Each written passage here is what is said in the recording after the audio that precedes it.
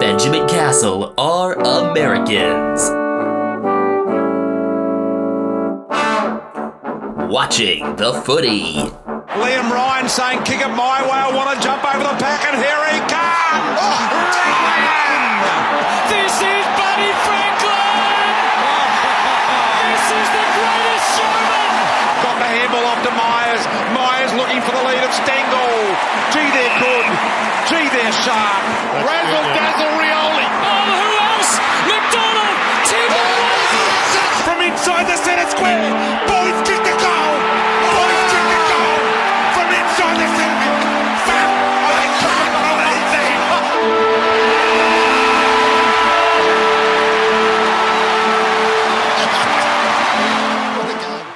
that. Welcome to Americans Watching the Footy. This is episode 84. I'm Ethan Castle, coming to you from South San Francisco, California. I'm Benjamin Castle, coming to you from South San Francisco, California, about, I don't know, a meter away from Ethan. This is going to be a lot shorter than our last recap because the games weren't as good. You say that now, and then Watch this turn into 2.5 hours because you rant about Geelong. no, I'm going to keep that to be like a concise, angry thing. There is no passion, there is no aggression. There's more to it than that, although that was like one of the top comments on the, like one of the Instagram posts, and just like the final score Instagram post. Yeah, that would do it. I mean, the games that started this round were just snooze fests, and it only picked up on Saturday and Sunday, really kind of halfway through the footy. Little snooze fests for me. I fell asleep during each of the first two, and Yeah, I mean, you said that you'd struggle to stay awake for one of these weeknight games, and both. yeah, I mean, you missed all of the third and start of the fourth for the Bulldogs and Lions, and then you were out from the second quarter of the Friday nighter. And I really didn't miss anything that valuable, if I'm going to be entirely honest. I'm sorry to say that, but I mean, the second halves were better than the first. it would have been hard for them to be worse. We've seen some bad footy. When I saw how bad that Collingwood-Richmond game was in the first half, it made me think of the game, the draw they had 3 years ago. There was a game Geelong won against Collingwood in 2021 that was a terrible use of 2 hours and 40 minutes of my life. Like, even being on the right side of the outcome, it was so bad. This was Was this the round 11 one? The 61-51 game? Yep, round 11 of 2021. It was bad, and just like, I've never felt less from a game that my team won. I felt more frustrated where there are games where you play like shit and win. But you've never felt just less emotion one way or the other from it. Yeah, unless you count games at the end of the season where nothing's on the line. Like the dead rubber from round 23 last year. Or I like just kind of driving the point home there, but I think of the current San Jose Sharks 3-game winning streak that nobody asked for. So, yeah, about that Thursday nighter. Where do we begin? I thought for sure Lions were going to win this game by 30. They were going to take care of business. I did only tip them to win by 16, I think. Let me check. Yeah, I had them by 16. I think I had them by around 20, especially after I found out that Sam Darcy was playing VFL. And lo and behold, he kicked 3 goals in the first quarter. Yeah, the Lions did not play well, and the Bulldogs played a better game. I'm not going to say everything's fixed with the Bulldogs, but Far from it. If there's one thing that seems to be fixed for the Bulldogs, though, from that game, it's Jamarra Ugle-Hagan. 5 goals from 5 kicks, and shut up critics and racists everywhere. that was so cool. And just to see, for someone who at times, his on-field play is shaky, where he's still kind of finding his place, to see the way he carried himself and the way he spoke afterwards. It's the on-field performance doesn't match the personality, because he's very confident and strong, whereas on the field at times he's been, I just don't think he's had a very defined role. Look who he plays for, but he found himself in that game. He was in full voice, and you could tell that he really works his way into a lot of games. Once he gets that first kick to go well, his confidence builds, and it seems to be kind of exponential from there. I think maybe also having Artie Jones alongside him helped a bit, because the two of them are really close, and he helped him get involved in the game a bit as well. Artie Jones, by the way, was an awesome interview at the end of the 7 coverage. I saw most of that online because the US TV feed had cut off, but entertaining guy. Talk about his being related to Jamarra, actually, as well as the Krakauer family. What a fun player who just brought a much-needed spark to that team. This team needs energy and some life, just some fresh faces, and he provided that in the best possible way.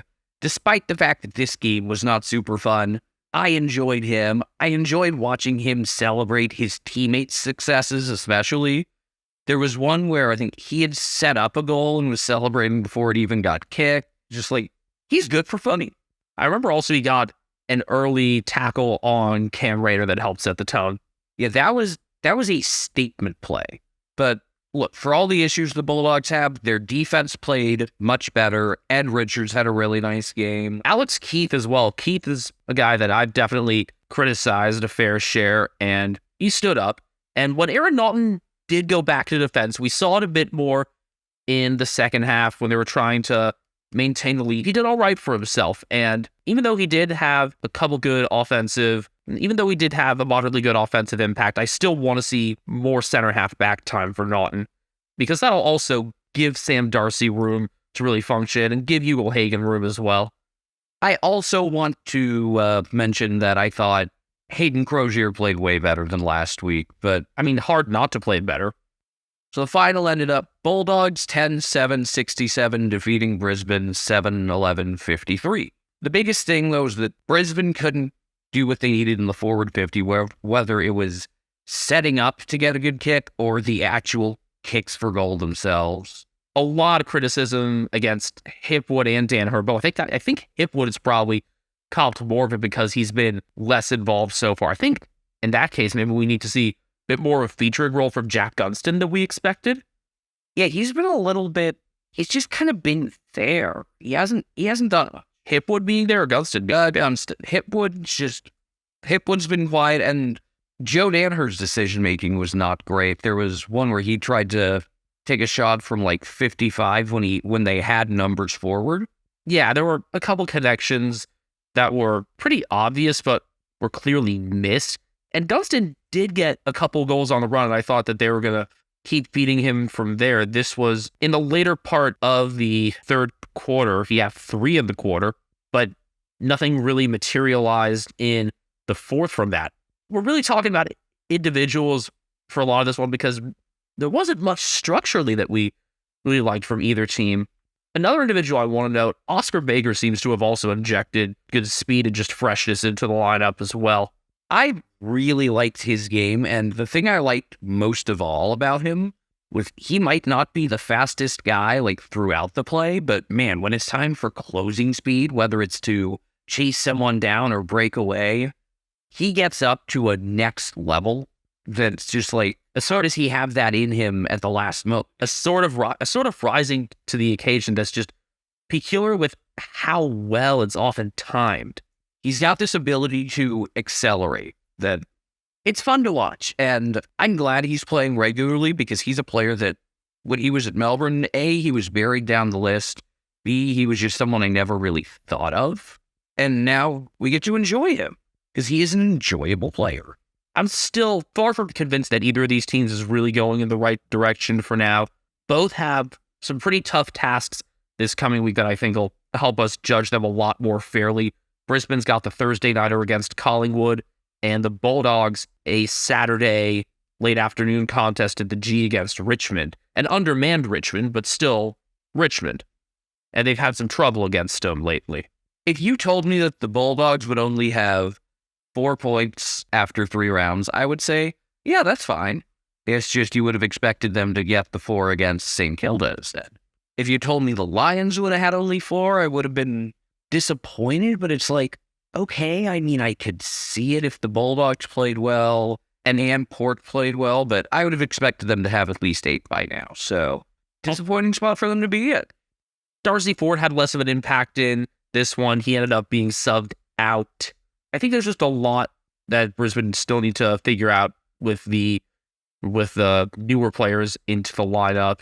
I think what they're dealing with is a problem that you see in basketball sometimes, where there's just not enough balls to go around. Diggity. There's all this talent, and guys need to figure out how to be in supporting roles and how to not be the main guy. And I think they have a lot of guys with the capabilities of being the main guy. I mean, yeah, the main guy, the superstar. Dunkley and Neal both were that in respect in the middle. Harris Andrews had another good game in the back, and Brandon Starcevich was all right in support, but there's a lot of other pieces that weren't quite there. I often think Connor McKenna has tried to do too much with gaining ground. And while we're on the topic of Irishmen, I think somebody else needs to come in for Derek Joyce. Beaten in too many contests and a joint game high of 5 free kicks surrendered. So based on VFL performance, watch for James Manor, Jackson Pryor to come in there, or maybe Ryan Lester, who is sort of a sleeper for me and has always been that kind of next man up in defense. But yeah, I think the Lions need to learn to share responsibilities a bit better, especially in the midfield. And then maybe Hipwood needs to be more of a runner there, and Gunston need to spend less time locked in kind of those forward 30 meters where I thought we saw him a bit too much lately. I still think this team has so much talent that they can get it right. And I think I want to trust Chris Fagan to do that. But yeah, they're a bit less polished than I thought they would have been at this point in the season. I expected Brisbane to be much better on center clearances, and those went the Bulldogs' way pretty definitively, actually extremely definitively, 12-4. Yeah, and that seemed to be kind of one of the consistent things in this game, was just whether it was Bonampelli or Treloar, they combined for 9 of those 12 center clearances for the Bulldogs, and just the clearest way to neutralize Brisbane is by taking their midfielders out of that sort of 50-50 action, and bounces are certainly that. And also, I liked what Daisy Pierce noted during the broadcast, that the Bulldogs surrendered intercept marks, but they then filled the corridor to prevent Brisbane from rebounding. And with all the speed and depth that the Lions have in the midfield, kind of flooding the center square might be the right way to go. The Bulldogs' midfield talent is pretty insane, and it was on display in this game, and that's something that they should be able to count on moving forward. Yeah. Bonampelli led the way. He seems like he'll be getting the 3 votes from this one. 1 point, 28 disposals, 8 clearances, including 4 from the center and 543 meters gained. Treloar also had 28, 9 clearances, 5 from the center. Those two have become a really strong tandem in there, and it feels weird seeing Bailey Smith not being as important in that respect, but kind of freeing him up to play a bit more forward of center into that half-forward group has helped facilitate some of his better action as well. Other high disposal getters, Tom Liberatore with 29 and 9 tackles. Always love the pressure he brings. It tends to be the guy that instills the pressure in the rest of the Dogs' midfield, and then that kind of spreads into their forward and back thirds as well. Jack McRae and Bailey Dale with 30 touches each. Offensively, we mentioned we liked Oscar Baker's work. A goal from 18 touches and 611 meters gained. He actually gained the most ground in this game. And on the defensive side, Ed Richards ventured forward at one stage, got 1 behind, but 25 disposals and 11 intercepts. 11 intercepts as well for Alex Keith from 21 touches. And Tim English did that sort of full field work that we expect. In addition to his 31 hitouts, 16 disposals, and 8 marks. When the Lions had to sub out Darcy Ford to try and shore up their defense with Noah Answorth, it just let English play even more freely. Lion stats, only a couple of lines to really get all excited about. You got Lachie Neale, a goal, a behind, 31 disposals, and 8 clearances. He held his own against the big-time Dogs midfielders, as did Dunkley. Josh Dunkley still weirds me out. Like, when I was organizing the stats for this game in our notes, I had put Dunkley next to the Bulldogs players initially. 24 disposals and 9 marks, and Harris Andrews, 21 disposals and 16 marks. A lot of the time he's had to be a one-man show in defense just because he doesn't have nearly as good support. And until the Lions really figure out what the system is back there defensively, I want them to keep trialing different guys who are doing well enough in the VFL to merit selection. You've got some depth there. I mentioned some players earlier. I want to see if they can be those proper supports for Andrews. Also, forgot to mention earlier, Daniel Rich was out for this one. I thought Kadeem Coleman would have been able to offset Rich's absence a bit with what he's shown, kind of playing taller than his height in terms of intercepting and also the necessary starting of play from the back, but he just didn't take things on as we saw him do much last year. Was he just being tentative in his first game back? Is there a confidence issue there? Not sure what it is. If the Lions are going to get to where I think they're totally capable of, he's going to have to be better. You thought that was a rough one to watch, especially in the first half? How about Collingwood and Richmond combining to kick 4-13 in the first half? This was just not a good game. It's too bad because it's two really strong teams. It was just bad conditions for it too. Conditions didn't help. Richmond's injuries didn't help.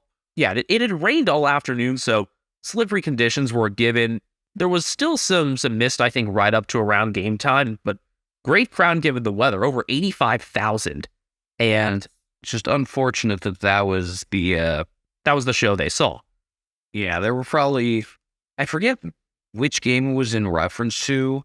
I had seen on Twitter someone say, like, or I think it might have been the Cats Suns game. Like, someone is watching their first AFL game and this is what they're getting. It could fit for that too, but at least for that, I mean, place was rocking. It's just they didn't have much to be excited about. I mean, the third quarter was the most exciting, I would say, when scoring finally picked up because Collingwood managed to kick straight and teams combined for, 7 goals. Yeah, 7 goals was the high for a quarter in this one. I'm not someone who automatically believes higher scoring is better, but when there are so many just straight up misses and behinds, though, it was a relief to see just some shots finally go the right way. Yeah, I think like my take is you can have a good game without a lot of scoring as long as there's action, but a game with such a high percentage of behinds to goals is usually not very exciting. Because look, scoring plays aren't necessarily exciting.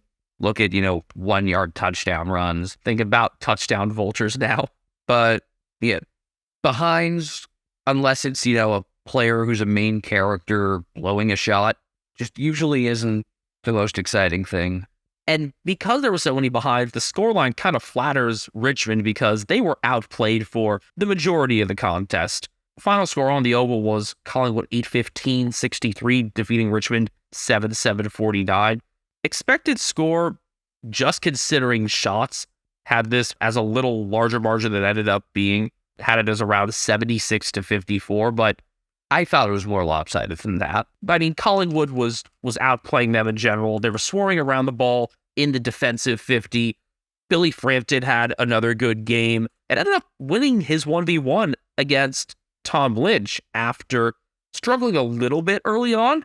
Nathan Murphy with another strong game, and I think he just gets underrated. Maybe it's because people think he's Darcy Moore at first before they look more closely at his number. But Murphy, again, like he was against Geelong, really strong, drifting off his 1v1 and making impactful plays. In the midfield, Jordan DeGoey and Josh Dacos had maybe career games just as pure midfielders. They were really the headliners of arguably the most complete positional group in the league. And look, it's a shame these teams don't get to face off again during the home and away season because you'd love to see them play with a healthier Richmond in better conditions because it's the sort of thing that should lead itself to be, an instant classic. And you'd also want to see a healthier Collingwood because Mason Cox ended up being out for this one, had a hematoma on his spleen. I thought it was on his hip. That was reported first, but John Ralph said it was bleeding on his spleen. Well, I know we can find a good source on this in the next few days. Yep. That source being Mason himself on his own show. Yeah, but also, after Collingwood had gotten some control of the game in the third quarter, Darcy Cameron suffered a high-grade MCL sprain, which puts him out for 6 to 8 weeks. He had been playing really well, I thought. So that, in general, these first 3 rounds, yes, he had been. That's a big blow. So it left the ruck hierarchy to be Dan McStay and then, believe it or not, Ash Johnson over Billy Frampton. I think they were just valuing Frampton in his defensive 1v1. And look, Ash Johnson can make anything exciting. He can jump on players' shoulders in the ruck. Collingwood just had the pace in this one. From the pressure in the back, threw to Goey and Josh Dacos in the middle, obviously Nick getting involved as well. And later on, when Richmond were starting to get a little bit of momentum in the mid-fourth quarter, I just thought they weren't moving enough to be able to turn the tide in time. And sure enough, I was correct. And it ended up being pressure that helped close out this game. Pressure in both 50s. Jack Crisp catching, Jack Ross holding the ball, and then scoring from beyond 50. And then after Morris Riley Jr. took advantage off a free kick, Braden Maynard caught him as well. I just want to mention, though, this game could have been over in the first quarter. Easily. Collingwood kicked 2-6-18 to a single goal to Richmond in the first. A lot of really makeable shots. Ash Johnson with a couple of them. This could have been easily 38-1 after a quarter or something. Actually, those Johnson behinds were early in the second quarter, but after that, I noted that the X score, just from the rolling tweets, was 45-2.5. Ethan just kind of widened his eyes at that one. It's just kind of a blank stare type reaction, if that matters to any of you. Yeah, I just don't think the conditions did much to suit Richmond's game. Samson Ryan had a really nice showing in round 2, and he couldn't ever get into it. The conditions weren't right for an extra tall, and so Noah Cumberland came in. Cumberland, though, showed that he needs to be in the 22, even when Dustin Martin's back in. He helped energize things at the start of the second half. They helped start 2 goals in the first 3 minutes. Quieted down after that because the whole game ended up being pretty quiet, but just that burst alone was enough of a sign. Look, we've already given this game much more attention than it probably deserved. All right, stat time, Ben. Jordan Ngoe, 3 behinds, 35 disposals, 9 clearances, 597 meters, 10 coaches' votes, and rightfully so. Nick Dacos, 33 disposals, Tom Mitchell, 30 disposals, Jack Crisp, 25, Steele Sidebottom, 24. Collingwood had 59 inside 50s to Richmond's 40, which I think just that the teams combined for less than 100 says something, and that Collingwood had 19 more says that they were way better, and the scoreline just doesn't quite reflect that. If, at the very end of the year, they finish a spot below someone because of percentage, point to this. Oh, I was wanting to see what Josh Dacos' stats were quickly. I mentioned Josh Dacos had a really nice game as well. Had 28 disposals, 7 clearances, and a goal, 507 meters gained. I really thought he and DeGoey were the ones leading the midfield in this one on Friday. Kind of surprised that his performance granted him 9 fewer AFL fantasy points than Nick. I guess that's just what volume possessions in the back do. He was good, though. There's something about this Collingwood team right now that I'm struggling to define that makes them so good, even though, like I said, they wasted some opportunities in this game that would hurt them against a healthier team or in different conditions. But this Collingwood team just has kind of that right mix of ages. And even though I liked what even more of the younger pieces were doing last year, bringing guys like Tom Mitchell and Dan McStay to really fill out the rest of the team to make it clear that they're in a real win now mode. I think that really helped, and McStay's going to have a really important role these next few weeks, with Cox still maybe a week or 2 away and Darcy Cameron having his MCL issue. So I'd imagine McStay will be that first-rate ruck, and Frampton and Johnson will continue to have that secondary time. Also think that maybe this speeds up Oscar Steen toward making his AFL debut. He was a pickup in the supplemental period from South Australia. They're going to lose a lot with Cameron out, though, not just because he do hit out, but because he's a skilled player all over the ground who really uses his size well. And when I think about Frampton kind of using his size well in his matchup as well, that's why I think he's going to end up being one of those secondary guys there, probably above Johnson in the long run, especially if an opponent's tall forward stock isn't as strong. Saturday kicked off with the Tasmanian Tussle, which I feel like it's a very typical early Saturday game. It seemed like you get a lot of Launceston early games in particular. Yeah. Hawthorn won this one 11-14-80 to North Melbourne's 9-7-61. I was really excited about this game. We knew that Jai Simpkin would be out, obviously, because of his 1-game suspension for striking Caleb Sarong, who clearly wasn't fazed by that this round. More on him when we get to the last game. But I thought, okay, really time to focus on Luke Davies-Uniacke in the midfield. He can really shine here. Oh, he has calf tightness and was out late to the warm-up. And that kind of made this game Much less watchable, or much less enticing. It was certainly watchable, just not nearly as gripping, because even though it's Hawthorn, with how they started the year, you can tell at that point, okay, they're going to win this. No, I was thinking of it not as like less exciting, but it was going to be a tough game for North to win, which, if you're North and someone said you're going to be 2-1 at this point, you would have expected Freo to have been the loss, not this one. But when you're missing those two, you're in a tough spot, and combine that with Jaden Stevenson having played one of his best games a week earlier, and you wouldn't expect him to string together 2 good games. It's just, He never does. this was not a game that they were ever going to be in position to win. They really played a bad second quarter. At one point, Hawthorn kicked 5 straight goals. North did get one from Cam Zurhar just before the half, where I thought they weren't going to have a chance to get another shot away. They ended up cutting it, though, all the way down to 62-59 with 11 and a half minutes left off of another Zurhar goal. But from there, Hawthorn did pull away. Their work rate was higher in general, and you saw the benefits of 3 of their inclusions, all 3 of them. Harry Morrison helped complete things, sort of a glue piece at times. Jack Scrimshaw venturing forward was strong. Again, Hawthorn needs forward depth with Mitch Lewis out and Chad Wingard still on the sidelines. Dylan Moore starred, but Scrimshaw being in was strong. And then welcome back Tyler Brockman. Missed all of last season. There was an energy there that wasn't there for the first couple games for Hawthorn. Did they just come into this actually thinking, okay, this is actually winnable? I don't know, this looked like a more young, spirited team that, look, they know they're not super talented and that they're not going to be winning a ton, but they definitely had the right approach. And I want to credit them for finishing a game off where it looked for a bit like they might have run out of gas. As they tend to do a lot last year, particularly on the long ground in Launceston, which definitely inflated some meters gained numbers, and in that respect probably helped with some fantasy points. But Hawthorn did really control this game. In the first half, they were plus 56 in marks and plus 33 uncontested, and they were getting more numbers to the ball. I wasn't surprised that North was able to draw themselves back into it, but once Hawthorn had that 6-goal advantage, I thought you couldn't Seth Davis-style Sharpie it in, but I was starting to pencil in this one for Hawthorn. When North did make it a closer game, though, was no coincidence that it came from pressure. I say it repeatedly.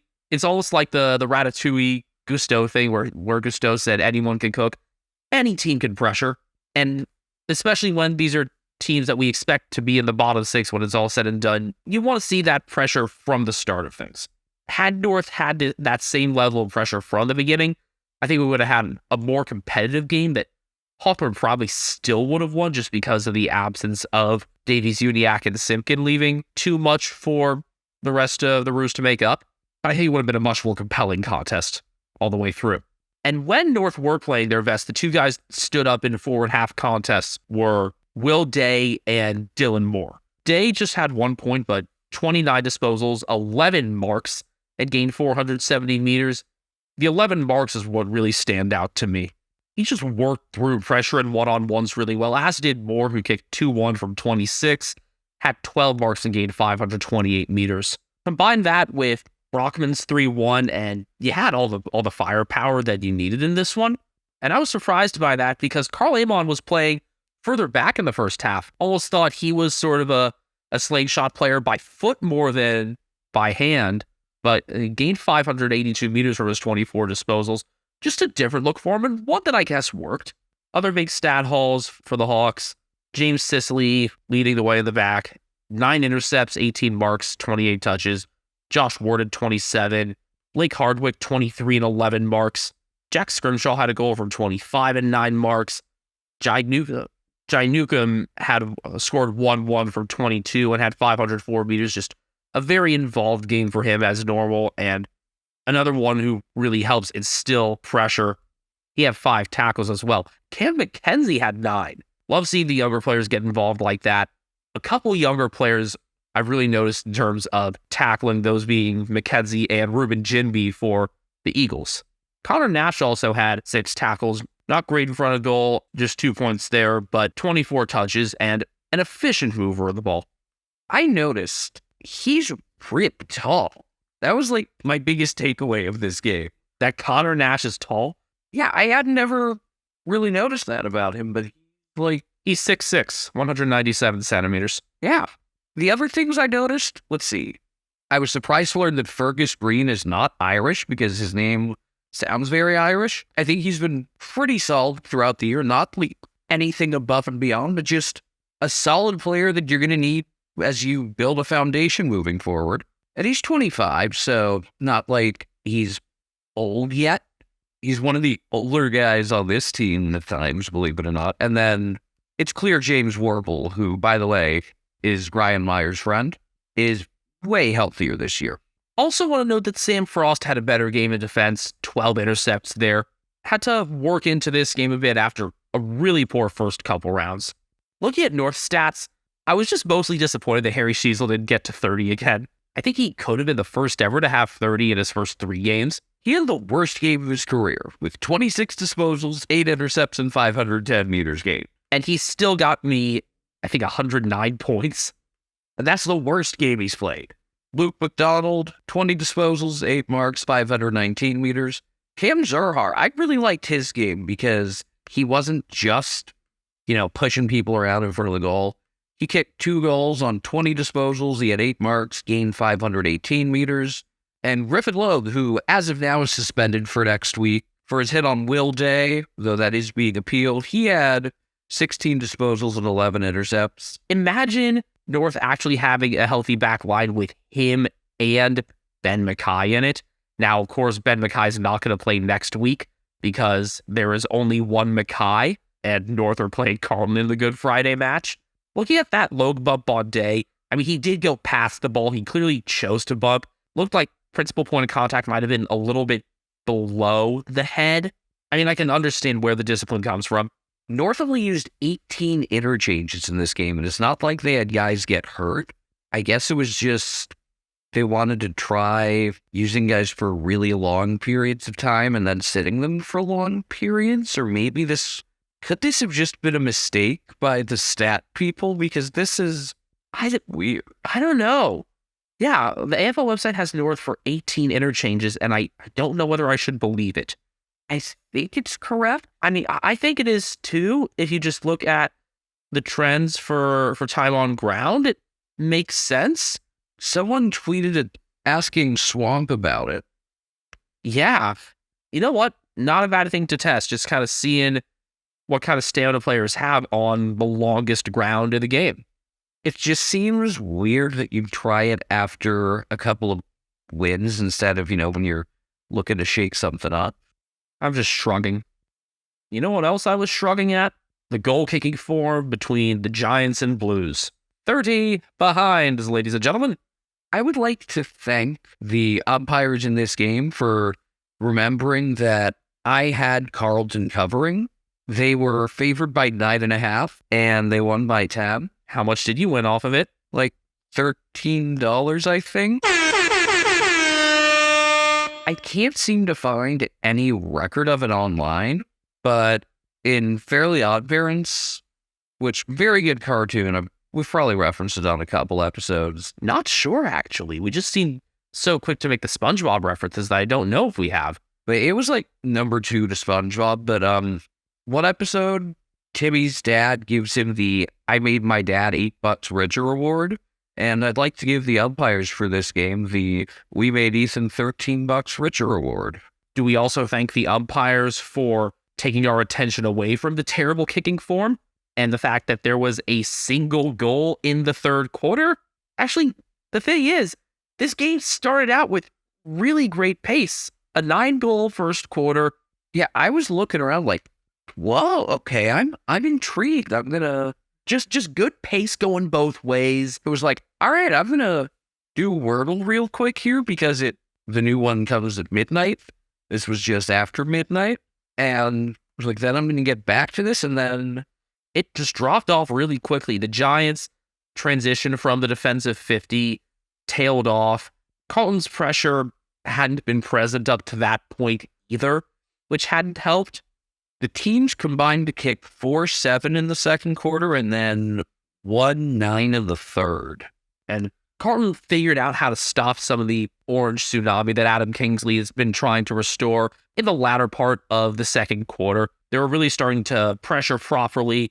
Unfortunately, Matt always went down with a left hamstring injury in the first quarter. That brought Lockie O'Brien on at quarter time. You know, he missed the bus before this game. Did he just oversleep or something? I don't know. He missed the bus.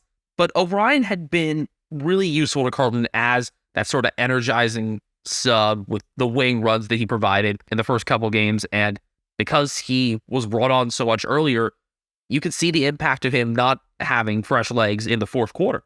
And Owens being out was also disappointing because he had already kicked 2 goals at that point.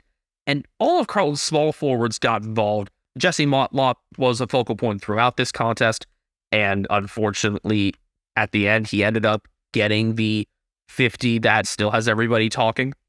At least after whatever the fuck that was in the third quarter, things picked up a bit. The Giants got a couple goals. They had really strong pressure helping them along the way. The Fox Footy pressure gauge had the Giants in the elite range at 210, while Carlton just hadn't managed to have consistent pressure all night. They were in the 160 range at that time in the poor area. Toby Green managed to get one of his rare wins against Nick Newman. Newman was phenomenal, by the way, in that 1v1. I did not expect him to match up so well against Toby, but he just cut him off really well. 9 intercepts against Toby is no joke. Yeah, this is really the first game I can think of where Nick Newman was the star of the defense in quite a while. Hello, Newman. But Toby did get that goal. And then a couple minutes after Brent Daniels gave the Giants the lead, the big controversy came in. It looked like Henry Mackay had been caught holding the ball. There was no free kick awarded. Corey Durden missed a shot. And then after that, Stephen Canelio was called for a dissent 50, and apparently asking how there wasn't a free kick and putting out your arms is enough for that. I thought we left that in 2022, and my eyebrows were raised, and his probably were as well. I think his eyebrows raised themselves. I like to believe they're sentient. Probably, honestly. But if you can't simply ask why there wasn't a call, and especially if you're in leadership for the team and, you're the right person to be asking that question, just why is dissent being clamped down on so much? And why is the head of umpiring yup, leave it up to the umpire's discretion like that? This was one that, he didn't say anything wrong. He didn't try to show anybody up. This should not have been anything. Well, guess what? Jesse Motlop gave Carlton a 2-point lead after that, and the Giants scored one more point from there. They ended up kicking 9-10-64 to Carlton's 9-20-74. Yeah, this was difficult to watch. It didn't help that Blake Acres clearly had a banged up shoulder, and he was one of their stronger players in round 2 in particular. He was also handed a 1-game suspension for a bump on Brent Daniels, and that one's getting appealed. So, more MRO to watch there. Yeah, it's funny that they tried to appeal this if he probably wasn't going to play next round anyway, but I kind of like it where it's fuck you, only we can decide if he doesn't play. You're welcome for the rage soundbite, Rudy Edsall. Just a tough watch when the scoring shots were that poor. And that really took away the focus from some really strong performances, especially on Carlton's end of things. Patrick Cripps really controlling the midfield, Adam Chera doing well running alongside him. Again, Nick Newman, of all people, shutting down Toby Green.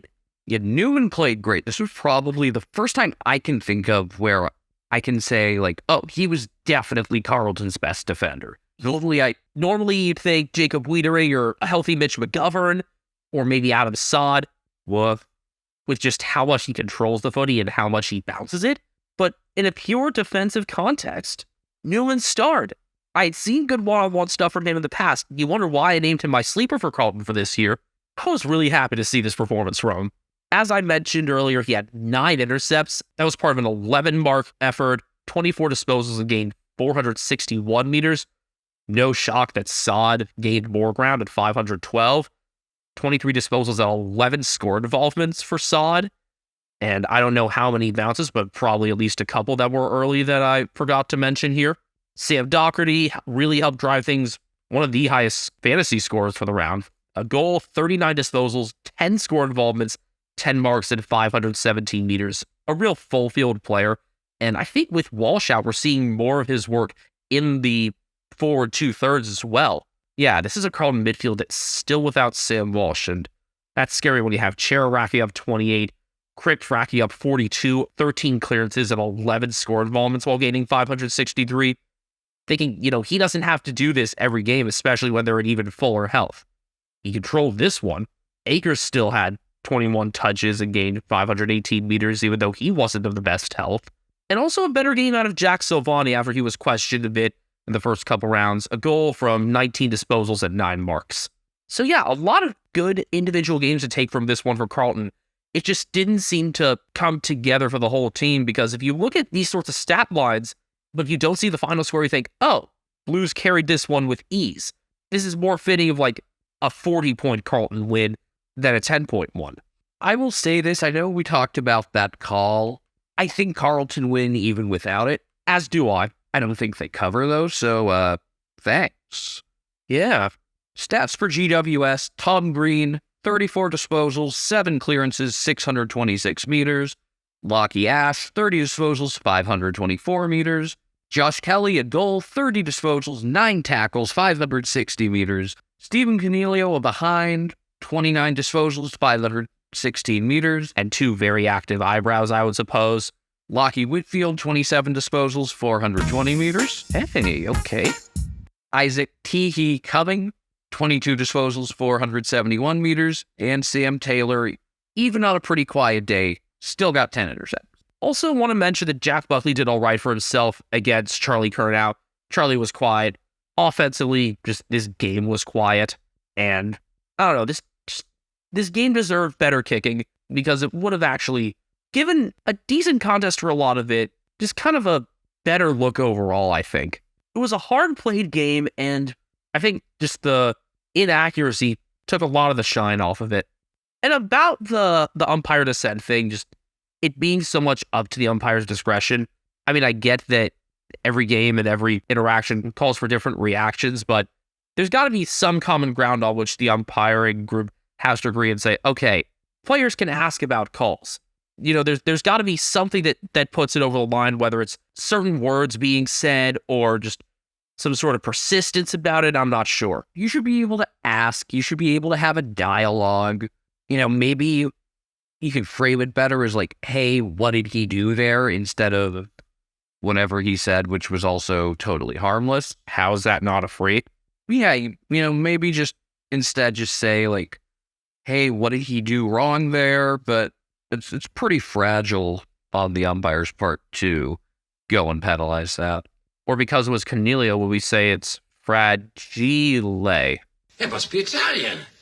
I have no idea if A Christmas Story has any cultural imprint in Australia whatsoever. But amazing just how many quotes come out of that movie.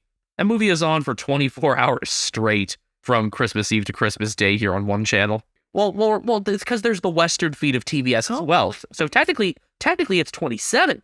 I thought I sometimes jumped between TBS and TNT. I don't know. Anyway, the point is, this movie's on all day on Christmas. We're bored. We have nothing to do. And it's just kind of on in the background. So over the course of the day, you get the whole movie.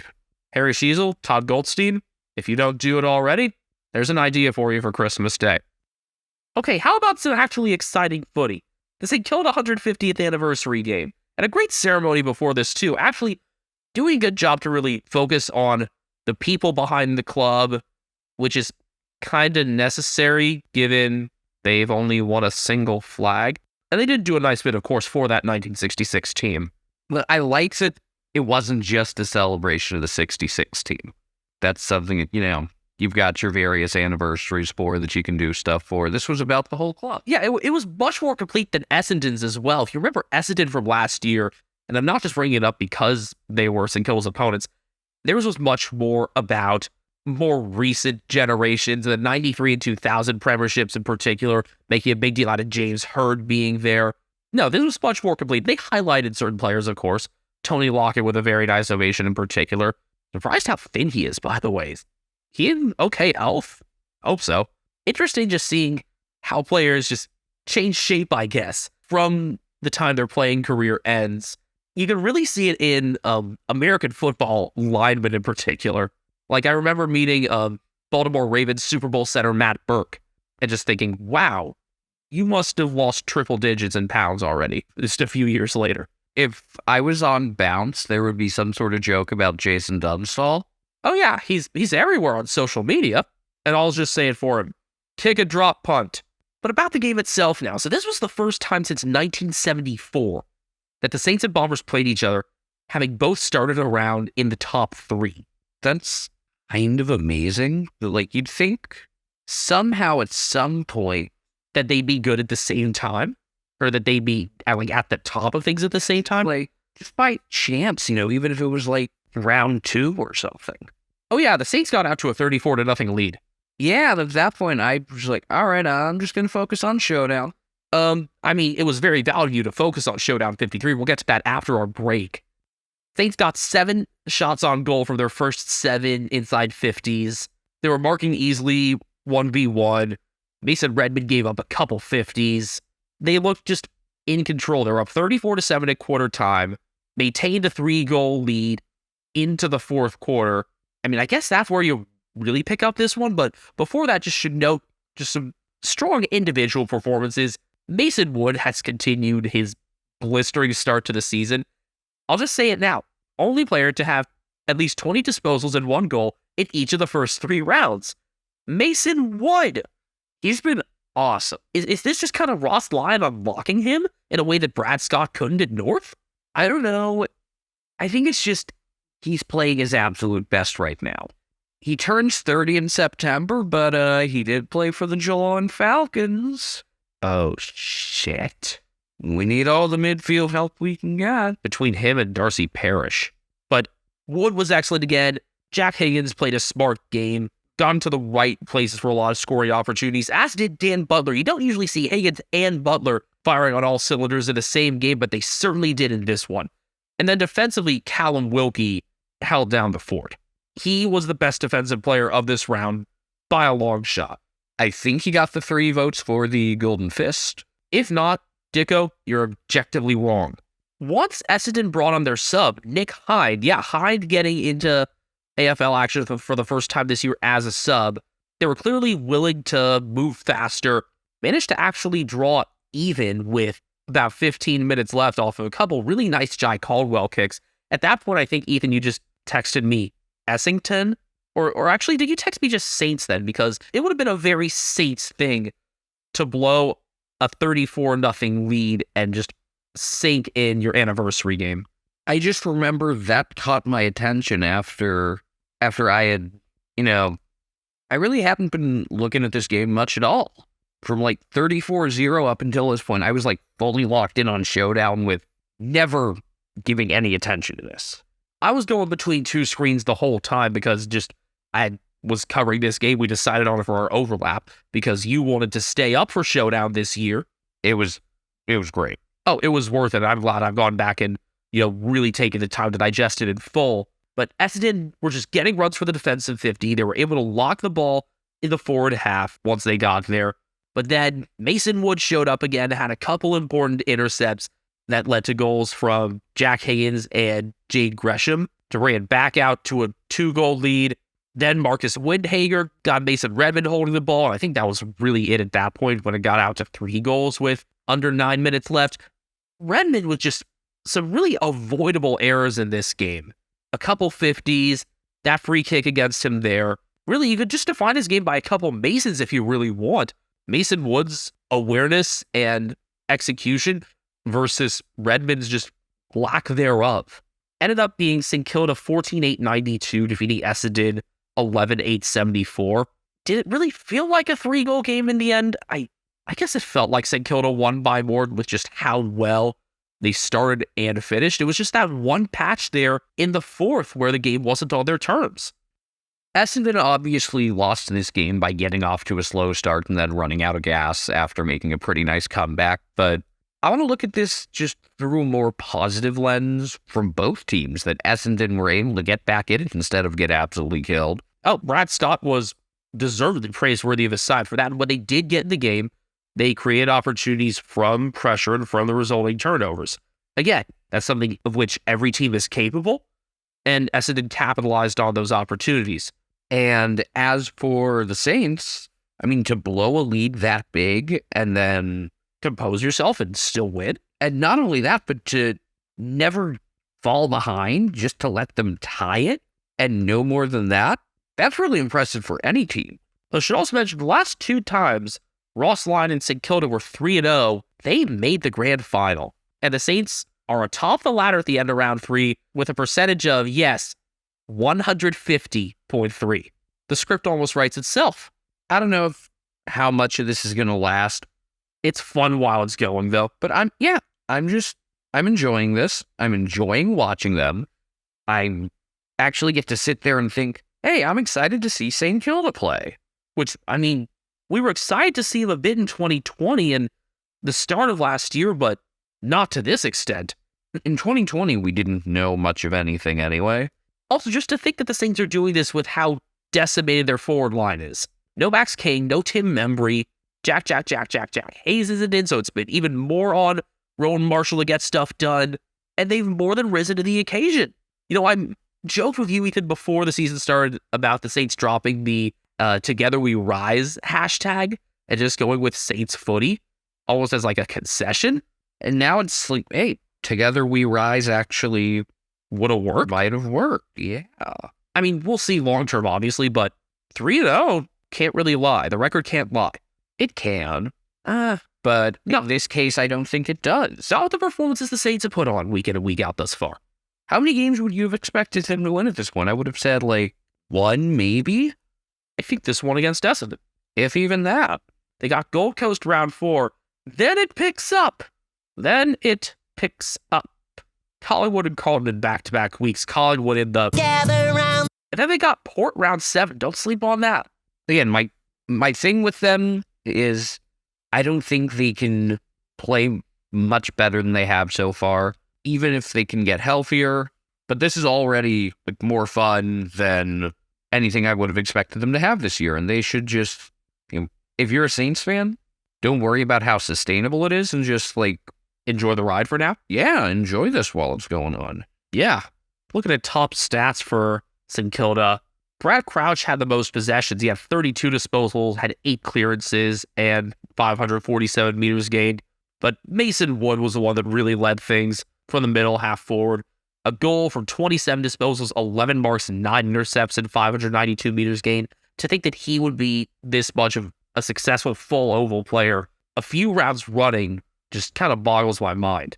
Jack Sinclair, 26 disposals. Seb Ross, 24, 9 tackles, and 497 meters gained. Seb Ross has always been a player that I've tended to notice for St. Kilda one way or the other, and it's usually for pressure-related reasons, or just ridiculously long kicks. Less of the latter in this game, though. Ryan Burns with 23 disposals. Jade Gresham kicked 1-1 from 23 and gained 485 meters. Rowan Marshall had 19 touches and just held his own against Sam Draper in the ruck, which is hard enough on its own, especially when you're the guy. No support like Ryder or Hayes. I still think it would have been so funny had Paddy Ryder ended up factoring into this game for Essendon. I kind of wanted it. And then Callum Wilkie, 90 disposals, 13 marks, 11 intercepts. Look, he's got to be a clubhouse leader for an Australian jacket in defense, right? Yeah, I mean, it's only been 3 games, but He's been focal in all 3. yeah, if you were to make those sorts of things now, he would be way up the list. I forget who it is that is doing like a rolling all-Australian team, but they've got to have Wilkie in it. And I don't know how Campbell Round didn't have Wilkie in his team in the round. He had Alex Keith over him. I mean, Alex Keith was good, but that's leaving Wilkie out is a mistake. All right, for Essendon, future cat Darcy Parish. A goal, 35 disposals, 507 meters. Could really use him now instead of in these hypothetical scenarios. Look, he's a Geelong kid. Expect it to happen. Oh, I do, but I'd rather have him now. Jake Kelly, 29 disposals, 16 intercepts, 11 marks. Ethan always confuses Jake Kelly of Essendon and Josh Kelly of GWS. Guess what? They play each other next week. Nick Martin, a goal, 2 behinds, 28 disposals, 476 meters. Massimo D'Ambrosio, 27 disposals. BT is still shocked that he has a family. Wow. Zach Merritt, 25 disposals. Dylan Shield, 2 goals, 22 disposals, 8 tackles, 476 meters. And Jordan Ridley, 21 disposals and 14 marks. I think Ridley has been their most effective defender to start this season, whereas it was Brandon Zerk-Thatcher at the start of things last year. I mean, obviously Zerk-Thatcher's banged up, but good just actual pure defensive signs from Ridley. And in terms of success on the forward end of things for Essendon, Shield, Archie Perkins, and Jai Caldwell all had 2 goals. Good to see Perkins continuing in his progression. You know, Benjamin, 78% of our listeners are between 18 and 35 years old, so they probably want to start a podcast like we did. How did you know that number, Ethan? Thanks to the analytics we have for Spotify for Podcasters. Formerly known as Anchor, sorry Frio fans, Spotify for Podcasters has tools that allow you to record and edit your podcast from your phone or your computer. No fancy software needed. It's so easy you can edit it while drunk. And Spotify for Podcasters doesn't just allow you to upload to Spotify, you can also distribute your podcast on platforms like Apple, Stitcher, and more, just like we do. Best of all, it's completely free. Not only is it free, you can even make money from listener support or ad revenue. Hint, hint. Download the Spotify for Podcasters app or go to podcasters.spotify.com to get started today. Hey, new ad! As always, you can find us on Twitter and on YouTube at Americans Footy. You can find me individually at BenjaminHK01 on Twitter. You can find me individually at Castle Media, and you can find Grian sitting right next to me. He's also on Instagram at CatNameGrian. Ethan's hands just happen to be another couple of Grian's toys. I understand now, just from having Grian in the room, why you have so many bite marks. I mean, most of those are from clipping him, but I just want to appreciate that the new ad still has that new ad smell. Yeah. Just like Ross Lyon still has that new coach smell. No new coach smell in Showdown 53. In fact, I think Ken Hinckley might really be starting to reek after the way this one turned sour for him. Reminder that he has coached the most games in VFL AFL history without reaching a grand final. I just want to start off by saying this was a great game in a round that had a lot of stinkers, especially the first couple. You had texted me at one point asking about like this concept of, how to give out points after some of these games where like maybe neither team deserved 4 points or you could kind of split them up. Like give Carlton 2.5 and the Giants maybe half a point. Or if you could do it like, some rugby leagues where you get points for winning by more than whatever margin or for scoring X amount of tries or whatever. I wouldn't want to go over 4 points for a game though. Well, this was a game that deserved more than 4 points because despite the lopsided final margin and the run that the game ended on, this was really fun. So, how do you want to go about this? Do you want me to just give the final score, or should I just... I'm not sure how many people tuned into this one because it wasn't on free-to-air TV. It was only on Fox Footy, and it went up against the Saints 150. So, I mean, go in depth with this one. I love the pace of this game from the beginning. It actually had some kicking accuracy. Just have at it. This is your game, Ethan. Well, we'll start with the final score. Port Adelaide, 13-8-86, defeated by Adelaide, 18-9-117. Just the Crows' second win of the last 6 away showdowns for them, I believe. This was, up until about the midpoint of the fourth quarter, a super tight, high-flying, back-and-forth game. Just incredibly fun. Neither team had led by more than 17. Port led 37-31 after a quarter, where the teams combined to kick 11-2. They were dead even at 57 at half, and the Crows led by 3 after 3. And at that point, start to think, Adelaide's been a little bit wasteful on some of these kicks. I mean, that was definitely the theme of their first 2 rounds. And it was frustrating seeing what kind of forward stock they have. We know what Isaac Rankin could do at his best. We know what Josh Rochelle, we think we're starting to really see what Josh Rochelle's ceiling is. And we know what Riley Philthorpe could do at his best. We saw it on debut when he kicked 5. How many did he kick in this one? 5. Welcome back. I love when I'm right, and we've been right on Riley Philthorpe. He should be in there all the time. He's big, strong, and able to score in a variety of ways instead of just take, mark, kick, ball. Amazingly, 2 of his first 28 AFL goals, he kicked over his head. He did that again here, and I was super excited to see that. It was like a more excited version of that sort of Leo DiCaprio pointing at the screen thing where it's like, hey, we've seen this before. Only difference is that first time it was the winner in Cairns. But yes, he's good. He shouldn't be playing behind Elliot Himmelberger, behind anyone at this point. And even though he only had 11 touches, they were nearly all meaningful. And he did a couple little things right as well that may have not necessarily gotten recorded on the stat sheet. That goal was the 4th goal of the game, and that was with 12 and a half minutes still left in the opening quarter. So you had back and forth action, great goal kicking. Like I said, Crows were wasteful in that 3rd quarter, and it felt like that could have been the sort of thing to do them in. Yet for a while, I had just thought to myself, like, man, this feels like a game the Crows should win. And I thought that for a while as I was more peripherally watching this game. Obviously, I was covering more of the Saints-Bombers game, but Adelaide were controlling the ball for long stretches, double Port's uncontested marks at the half, and all over the ground, I just think they were better off in a lot of 1v1s. And the courage of the young guys was showing. How about Michael Lenny, what he did? He got absolutely ran the fuck over. Cleanly, but run the fuck over by Tom Marshall. And he got back in there pretty quickly. And he has been really important these first 3 games. I've noted really from the beginning that he has this knack for starting rebound play. And with the speed and accuracy that the Crows do have in the middle, it's really refreshing to see a healthy Rory Sloan kind of helping some of those connections along, rather than just Rory Laird and Wayne Miller having to do the Lions' share of it. Or the Crows' share, I guess. But yeah, great back and forth high-flying game. Awesome crowd. I mean, the hill behind the north goal was absolutely packed, like no room to move. Just under 50,000, I think. Just phenomenal atmosphere. Every seat filled all the way up to the top. Everything you want a Showdown to be. Well, maybe except for Port fans. So at one point in the 2nd quarter, Port led 55-38. Adelaide pulled ahead 80-71 on Philthorpe's 4th, where he couldn't mark in the goal square, but Lockie Jones decided, you can have it.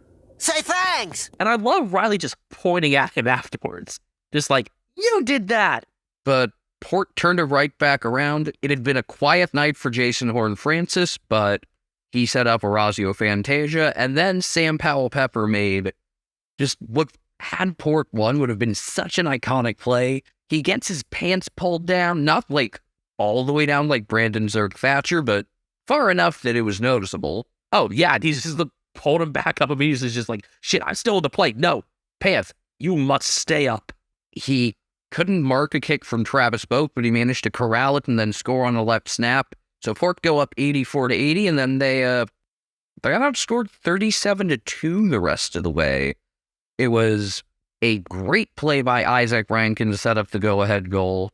Obviously, most of what Rankin does is in the forward 50, but he stripped Tom Clurey, kept the play alive along the boundary, and then eventually Lachlan Gallant set up Lockie Murphy. The Lockies at their best, because of course it's Lockies. Then you had a bad call go the Crows' way where Lockie Jones didn't get paid when Isaac Rankin pretty clearly threw a ball, and then a fumbled throw in by Willem Drew allowed Taylor Walker to make one of his few plays in the night. He crumbs to Rory Laird for a goal. I get a bunch of fantasy points, not that it ended up mattering, unfortunately. And it was just, the Crows were exploiting mistakes. And from there, you had a Rankin right snap with 6:48 left to put him up 14, and that felt like, all right, it's not completely done because we've seen late 3-goal comebacks in this matchup in this round. Philthorpe's 5th had to have been the Sharpie, though. Yep. He had a great snap around the post after a little setup for Rory Sloan with 5:26 left, and that was the game. Even then, he still got a little bit more. Chase Jones smothers a kick from Miles Bergman and ends up scoring, and then A failed fist by Lockie Jones ended up giving Rankin one last goal after the siren, which kind of was a bit anticlimactic, because here's the thing with when you're already winning and you get a goal after the siren, kind of just like, what do you do as the fans? Because I love the visuals, of course, of, crowd shot, the siren goes, everyone's arms go up. But then it's just like, we won, but we're still playing, and this kick doesn't exactly matter. But I mean, every kick matters because of percentage, which I do like. I do too, but it's just like, it has no dampens the celebration of it when it's supposed to be this moment.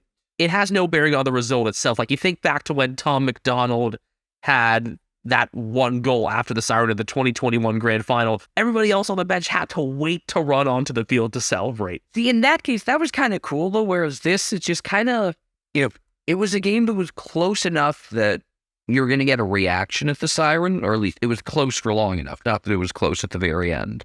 But, like, I think of the visual of, after last year's qualifying final, they show all the Cats fans right behind the goal, right at the siren, and you kind of don't really get that, but hell of a win for the Crows. Benjamin, when I asked you to go back and look at this, I wanted you to see stuff from a Port Adelaide perspective. Yeah, I did. I did really try to pay attention to things from a Port perspective. Obviously, love watching Paolo Pepper involved early on with the pressure, the tackling like you expect, had the first goal. And then Charlie Dixon was on his game early. He had 3 goals again, so he's had 3 each round. Clearly in good form. Looks to have slimmed down as well. Just looks very onto things in general. The muscles are still ridiculous. I mean, the bicep just looks thinner, though. I know you actually liked a lot of Scott Lysett's game, but I think that was mostly just what he did in the center square. Yeah, because he wasn't just getting hit outs. He was getting clearances, but especially in the first half. His effectiveness declined a bit after that, but I really liked his performance, and it just had me thinking, they really missed him last year. Yes, they did, but honestly, Lysett was outdone by O'Brien as a ruck. O'Brien had 13 hitouts to advantage to Lysett's 7. Lysett has the lowest percentage of hitouts to advantage in the first 3 rounds of all rucks. I think it's at 24%. And he hasn't been marking at all, which you need from the talls. He's had 1 mark in the first 3 games. So in terms of full field work, I've been actually disappointed with Lysett. And this is a team that has shown that they can work well with no true ruck. And I'm starting to question, is Lysett part of a best full field 22 for a full game? He still is. Or I think more he needs to be. Okay. I'm not sure if he is right now, though. The best version of Port Adelaide includes him playing like he did in that first half. Okay. Fair. I like that. The other player to who I really took attention was Willem Drew. Mostly for positive reasons again. Not a huge possession getter, got 18, but tends to be a tagger, strong tackler, and I was really disappointed that he had the miss that he did from an easy angle with 16 minutes left. Port were down 8 at that point, but that was one that I think both of us really noticed at the time and thought, oh man, that one could really come back to bite him if it stays close. Unfortunately for Port, it didn't. They let themselves down in the end. Yeah, it was the first score after the 4th Phil Thorpe goal, the one that Lockie Jones gave up to him, but it ended up only being a behind, and it stayed a 2-goal margin at that point. Yeah, the way the game kind of unraveled after Port briefly retook the lead, it ended up being largely forgotten. Port made enough mistakes that the Crows' punishment of them really hurt. I think the Crows were better punishers in this game, and just making Port pay for their mistakes than the Power were to them. And I think that really ended up being the difference in this one, along with Phil Thorpe and Rankin combining for 9 goals. And Jordan Dawson was a real full field threat in this one. Not a huge possession getter, but clearly good enough in the voters' eyes for the Showdown medal. This is another topic of discussion. Yeah, he had no business winning that. I did note, in the first half in particular, I think he really set the tone with his forward half work, and he did get a goal. I did note that Matthew Nix was having him play all around the ground, and it seemed to be working really well, and that was a really sharp adjustment. But no, the voting, it should have either been Isaac Rankin, who had 4 goals and 17 disposals, or Riley Philthorpe, who had 5 goals. Or, I guess Rory Laird with a goal, 26 disposals, 10 clearances. Okay, but how do the votes go? Buckle up. Jordan Dawson with 9. Riley O'Brien with 6. Connor Rosie with 4. That makes sense, I think. Rosie was the best to field report, just kind of used to that at this point. He had a goal from 28 disposals and 484 meters. He and Wines were running well together and kind of picking up where Drew and Dan Houston left off, going a little bit further back. Sam Powell-Pepper and Isaac Rankin had 3 votes each. David Kay, who was commentating and voting from the Melbourne studio, why the fuck were the broadcasters not in Adelaide for this? Would have been so much better for just the tone of the whole program. King was the only one to give Rankin credit for some reason. Josh Rochelle and Rory Laird had 2 votes each. Riley Philthorpe. Apparently, each goal is good for 0.2 votes. I don't get it. No, Jordan Dawson said, I thought it was Philthorpe's medal. I appreciate the honesty. The only other stat line for Adelaide that we have written down here that haven't been noted yet, Mitchell Hinge had 21 disposals, and I think he's been one of the more solid guys on a team that needs a lot of help defensively. My sleeper. I think Hinge being more sound at halfback has helped free up Dawson and has allowed Knicks that liberty of sending him more forward. So good on Mitch Hinge for that. Let me just go through some of Port's numbers that I didn't get to. I mentioned Dan Houston and Ollie Wines were productive. They each had 21 disposals. Houston gained 640 meters, Wines with 7 clearances. Oh, and Willem Drew was an octopus. But a couple team stats really stood out here. For efficiency inside 50, Adelaide were over 7% better in terms of disposal efficiency, and considering how much scoring this game had, that's a big margin. Adelaide had 54.2% disposal efficiency inside 50 to Port's 46.9%. And Port also committed 13 more turnovers than the Crows, 64 to Adelaide's 51. And that just meant more opportunities for the Crows to punish, and they certainly made the most of those opportunities. And a couple of those turnovers were in their own goal square. Thanks, Lockie Jones. You did that. Also, the Crows only made 37 interchanges, but it seemed to work. I don't know. Does this make more sense to you than North's 18? Just by the sheer magnitude, I guess it does. Yeah, it still confuses me. Hey, it worked. Just what a game. What a 3.5 quarters, I'll say. The end soured things from a Port perspective, but did not play a bad game is my point. They didn't play as clean a game as they needed to. And that was the difference. Both these teams are now 1-2, and they both have some difficult tests next week. Port has the more glaringly obvious one. They're traveling to Sydney. But Crows and Freo start off the Saturday slate. And I think that ought to be really fun. Considering how much you thought about last year's game in the tub. It was a frustrating round 1 game for Freo, even though they got the win because of how wasteful they were in front of goal. And there was a lot of promise shown from that Crows team. And the younger pieces really showing up in Showdown has me more encouraged already for this year than really all of last year for him. But those younger pieces need to keep playing main roles. Tex Walker clearly wasn't at 100%. He's not going to be around for much longer. Crows, don't let the round 3 showdown be your peak again. They scored 117 with Walker hardly doing anything. And Darcy Fogarty out. The promise is there. Realize it.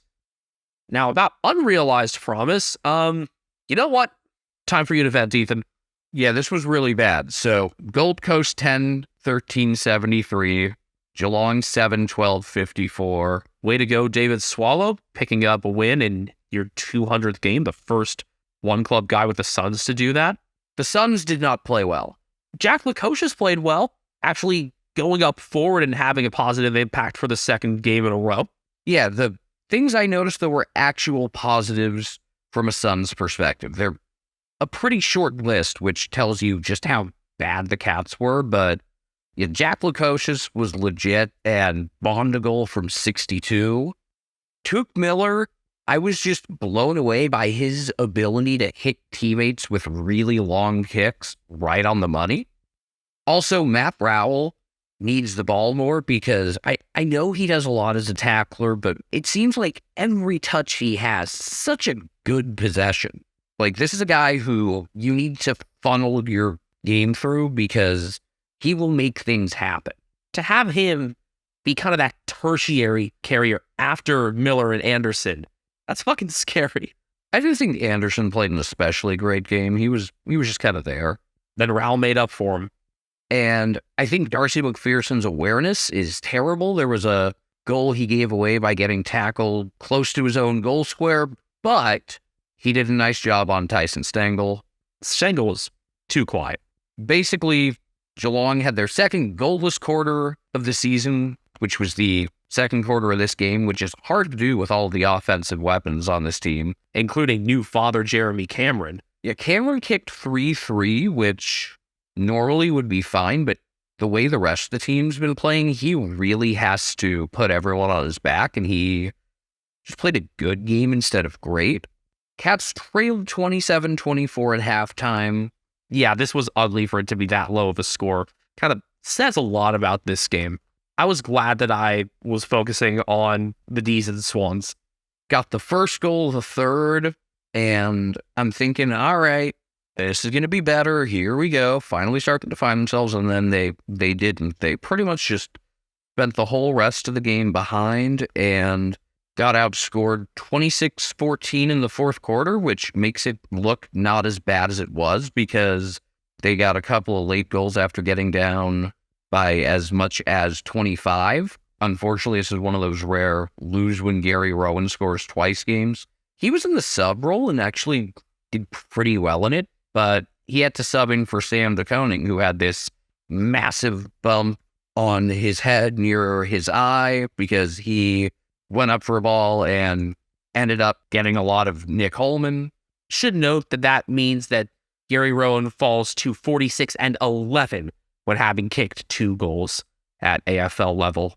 But really just the common theme throughout this game was Geelong looked like they were playing at least a man short, if not more, because they were so slow and they were always outnumbered at every spot. You'd think, like, okay, are they just playing with like 16 guys instead? Like, what the fuck is going on? Pretty much everyone looked slow, flat-footed, in a lot of cases uninspired. And I don't want to get into the intangible stuff about, captains or this and that, and how much more important Selwood was, because I don't know if having a captain say the right things really is that much of an impact. But they look old, they look slow, they look bad. Real quick, I'm going to run through the entire roster from Sunday's game and just give a quick little individual review of each player. Sometimes these will be like 2 words. This will not take very long, and it'll just give you a sense, if you didn't watch this game, of how bad things were. Mark O'Connor, Sam DeConing, sucks that he got hurt. Zach Toohey looks ready to retire. I still don't think his head's right from that knock a round or 2 ago, but I want to see him drop for next round. Jamarra Ugle-Hagan gives away too many frees, still has a lot of upside. Tom Stewart, couple of really bad kicks, but overall a net positive.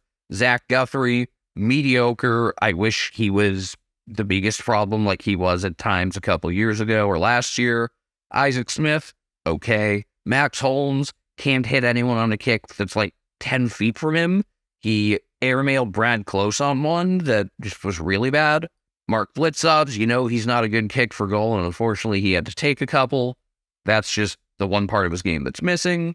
Tyson Stengel should be another bad game or 2 away from getting dropped. I thought Eddie Betts was really just there to keep him in line off the field, but maybe he needs him more on it as well. Jeremy Cameron basically has to be God instead of just be really good. Brad Close, I love you, but you should be dropped right now. I know that playing him so far forward doesn't help, but he looks slow, flat-footed, uninspired, when he should be one of the fastest players in the entire league. Are the sleeves weighing him down? It has nothing to do with sleeves and everything to do with him just not being involved in the game. Brian Myers, actually pretty decent. Always cops flack just because of him just standing out one way or another, but I don't think anyone had anything negative to say about him from this game. I saw a couple things in our comments, but not objectionable. Tom Hawkins, clearly still playing hurt. Tom Atkins, he should probably be on the verge of getting dropped. John Seglar, it's time to retire. Cam Guthrie, the numbers looked a lot better, but he still was very flat-footed, slow, and even if he wasn't turning the ball over, he was setting guys up poorly. Patrick Dangerfield, not bad. Low impact to the fourth, though, and that stands out. Tanner Roon, playing out of position, doesn't look comfortable at all. Jack Bowes let Ben Long spin away from him and had an easy goal. Jed Views, subpar. Ollie Henry vanishes for way too long. Yeah, that didn't take long at all. And the fact that there's so little to say is kind of damning in itself. Are the Cats just failing at a new game plan? I don't know why you even needed a new game plan. It's not like there was anything that changed the rest of the league. Were they worried that they were going to become too predictable, maybe? Like what happened with Melbourne last year? Well, they're definitely not predictable because all three losses have been completely different. But what I would do going into next week, I want to see that headline, Geelong have swung the axe with 6 changes ahead of the Easter Monday clash with Hawthorn. I want to see Atkins, Bruin, Seglar, Close, Guthrie, Toohey, all dropped. I know that's not going to happen. I know Guthrie's still going to be in there. I think Atkins, Close, and Toohey will still be in there as well. I think Bruin might be, but he needs to be in an actual middle of the ground role instead of on the wing. Like, this is the most obvious solution, and we're calling it out from a mile away. We're calling it out from thousands of miles away.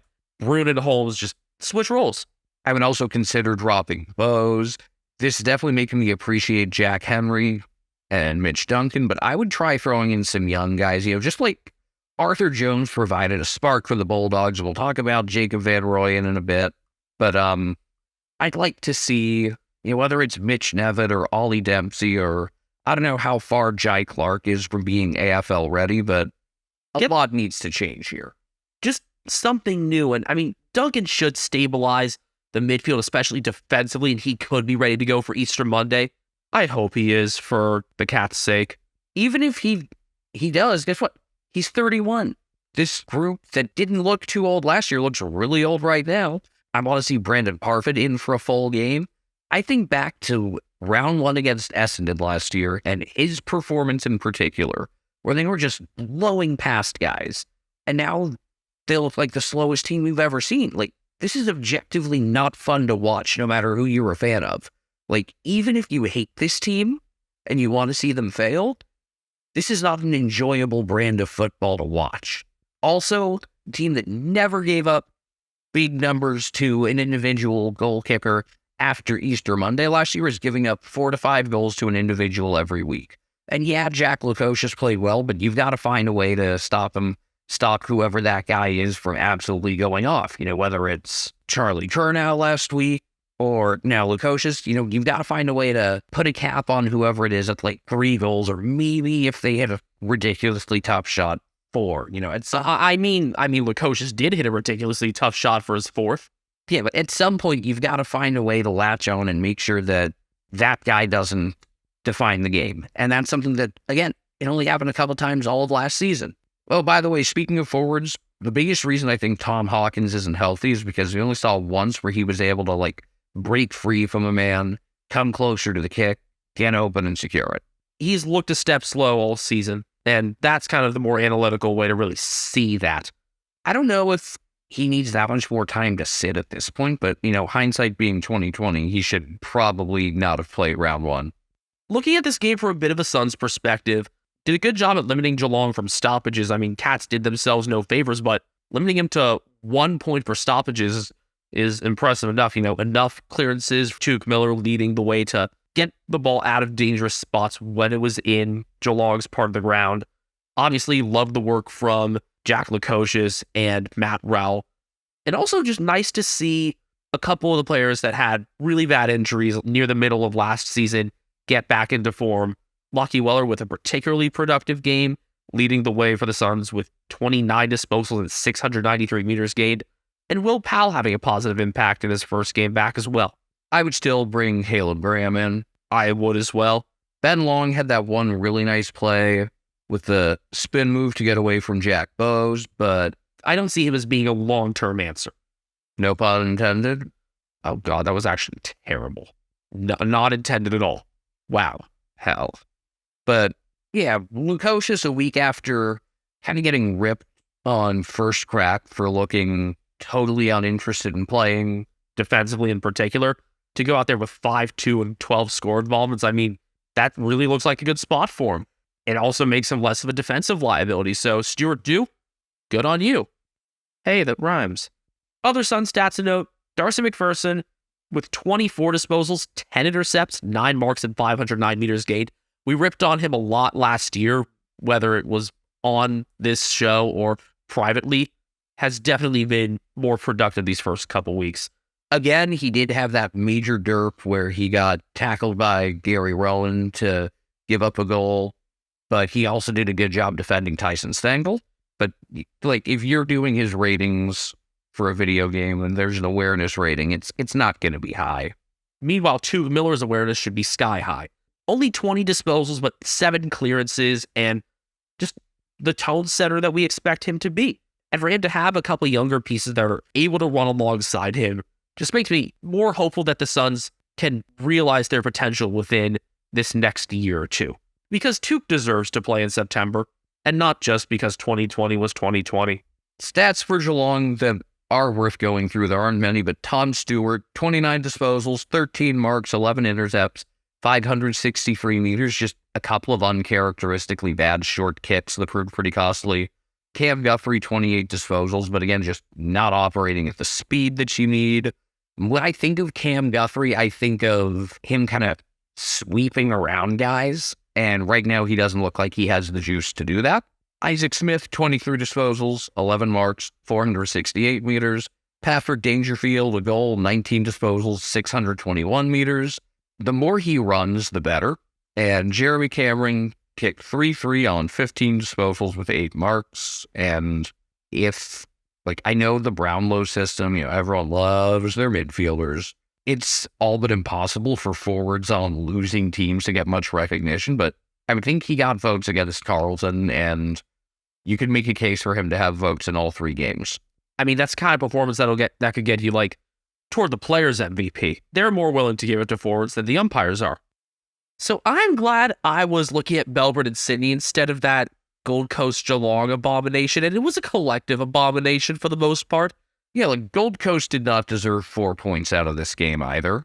What did they deserve? 1.5? Maybe 2. And Geelong -3.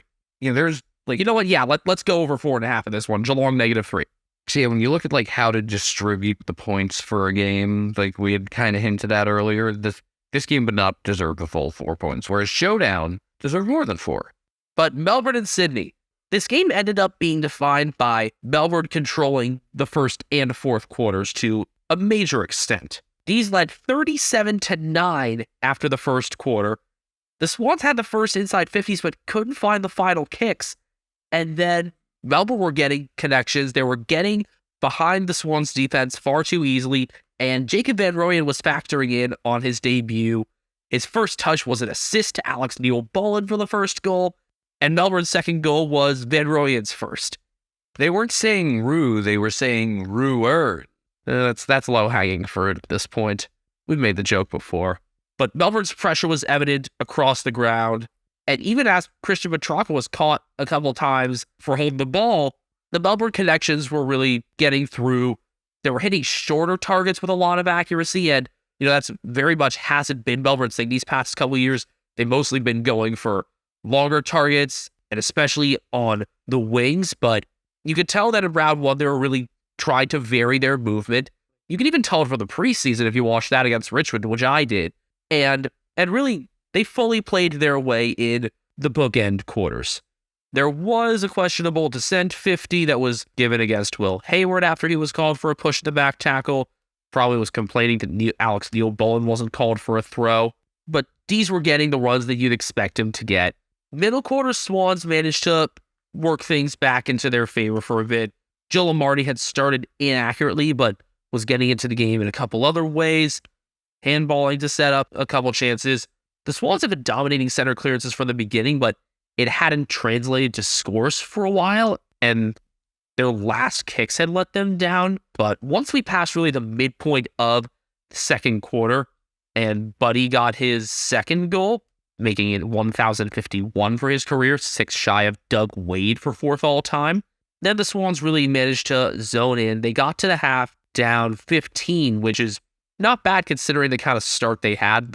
The second quarter was 5-3 in favor of the Swans. Coming out of halftime, I expected John Longmire to have made the right adjustments, and he did. Seemed to stress the Swans' forward pressure, and they turned that on from the third quarter. They started a little bit in the second quarter through James Rowbottom, but it seemed like more of a team thing in the third. They were forcing forward 50 stoppages, and they ended up drawing it back all the way to a 6-point game after a Nick Blakey behind. They were still somewhat wasteful in front of goal. I noticed Blakey moving forward a bit more than usual during some of those stretches, and it seemed to work pretty well. Yeah, it did. Almost like it's like what Brad Close should be doing. Only difference is Blakey's taller. The thing is, I always think of Blakey as kind of like leading the way out of the back. Also, when I did start watching this game, I noticed James Rowbottom being all bandaged up, which, with how he plays, just makes sense. Exactly. But there was a miss from Blakey after a couple from Franklin, and once Melbourne started getting rebounds again, and they got a couple free kick goals, then I started thinking back to those misses as, being the last things that the Swans could have afforded. They could have been able to draw even, if not take the lead, had a couple of those kicks been more accurate. And then from the end of the third on, with one goal from Charlie Spargo and then Kate Chandler getting his third. Yeah, Chandler has really filled the void left by Kazi Pickett in these last couple games, as I expected he would. The D's really ended up controlling the fourth quarter. It was a 7-3 fourth, and they were just a more accurate full field kicking team, and that was very evident. And by the time the fourth came around, they were also doing that, center clearance goal thing that we'd come to expect from them. This looked like the 2021 Demons. Now, the fourth quarter is the one part that I really watched closely, so I don't have the full game to go off, but the fact that they were able to do that in the fourth, that they had the stamina for it and were really able to control the game at the end, that's a great sign. And go figure, 21-8-134 is their highest score since 21-14-140 in that grand final. So Melbourne 134 to the Swans 12-12-84, and that margin was just really worked out in the fourth quarter. I'm super impressed by the D's forward group. And again, what Van Rooyen adds to that. I'm impressed by the younger and newer pieces for the D's in general. Lockie Hunter fits into that half forward group. And then in terms of truer forwards, I already mentioned that I love what I've seen from Chandler. That third goal of his came early in the fourth quarter. That was the first goal of the final term, and that helped. And that really solidified things, I think. But he's had more goal-kicking opportunities with Kazi out, and I want to see Melbourne be able to keep working him consistently into that part of the game once Kazi's back. And had it not been for Van Rooyen, my highest praise probably would have been for Chandler, but JVR, 3 goals on debut, making connections when he's not the end of the chain. It's a big void that Max Gawn left, and Van Rooyen's come in and really already shown that he could play his own way at the top level. So it's going to be a bit of a list dilemma for the D's once they get everyone healthy. Who's going to end up being the sub? Who's going to end up staying down altogether? I think it's going to really end up being some trouble for some of the less notable, maybe half back and midfield pieces.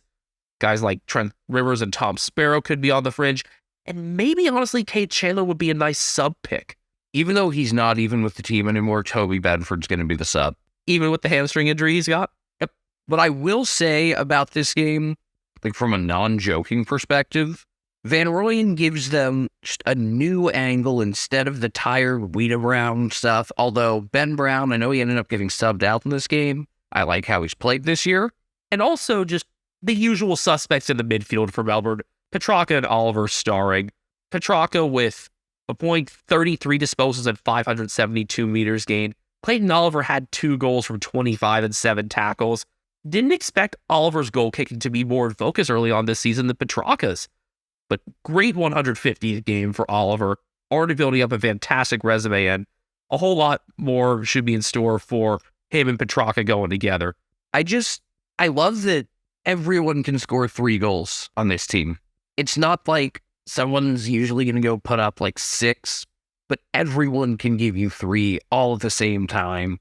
And it's like, someone might get 2 goals in a row and you try to stop him and then someone else starts going off, and That's just what you get from this Melbourne team.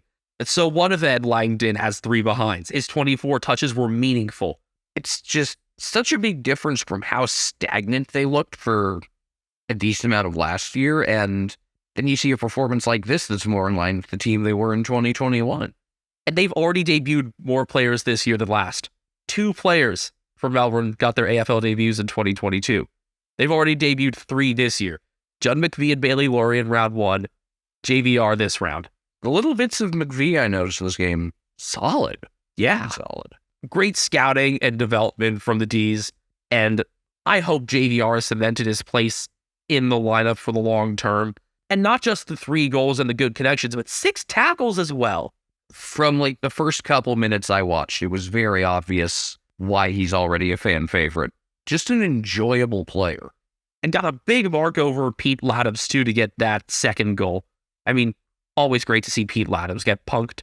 But you wonder why I was calling for this guy's debut for a while, because I'd heard so much about him toward the end of last season, and then once the Ds got knocked out in straight sets, that I went back and watched a decent amount of Casey's VFL flag run, and I looked at Van Rooyen and thought, okay, this guy's gotta be up soon, right? Right? Okay, thank God he's finally up, and look what he did. Only a couple of noteworthy stat lines for Sydney in this game, because Luke Parker and Chad Warner didn't do a ton. Callum Mills had 25 disposals, and Jake Lloyd had 21. Once again, Callum Mills is just really good at everything. Those ended up being the top 2 in the ranking points for the Swans. I mean, Ollie Florent with a decent game, 21 touches. Nick Blakey, noticeable, had a goal along with his 19, but none of them really stood out. And, good team effort in the second and third quarter in particular. Scoring was spread out. Buddy got 2. Couple misses were pretty costly, though. I mean, the depth is still clear on this Swan side. They just need to figure out how to play full games sometimes, I guess. I mean, this was their first real test this year, I'll admit that. And hopefully it was a wake-up call for them. The concern is not that they lost. The concern is 134.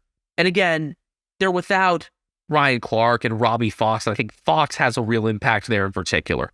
But they've got to be on their A game for this next decent stretch here. Hosting Port next round, Richmond in the Gather round. Then to Cardinia Park, and we know what Cardinia Park is like for opponents. Then Sydney Derby, at Collingwood, Freo, North, Carlton, St Kilda, the Lions after that. I mean, the Swans have the toughest schedule in the league any way you slice it, and they got to wake up quickly. I trust them to. We just got to see it. All right, Western Derby. I'm going to mostly leave this one to you, Benjamin, but before you get into how the game unfolded, I just want to say it reminded me a lot of the game last year that the Saints played at the Gabba. Oh, the one where they went down 2 or 3 rotations and lost touch pretty much because they were undermanned. Yeah, where it was like, man, it sucks that they aren't going to get to finish this game at full strength or at any sort of capacity where they can compete because they played quite well. Yeah, that was the round 13 game to which I think you're referring. I remember Zach Jones was one of the players that went down in that one. I mean, I was genuinely excited for Western Derby this time, and I wasn't at all last year, so that's a good start there already. Luke Shuey had an excellent first quarter, involved straight away, winning in the middle versus Luke Jackson, which I didn't necessarily expect. I liked the look of Jackson being in the midfield right away for Freo.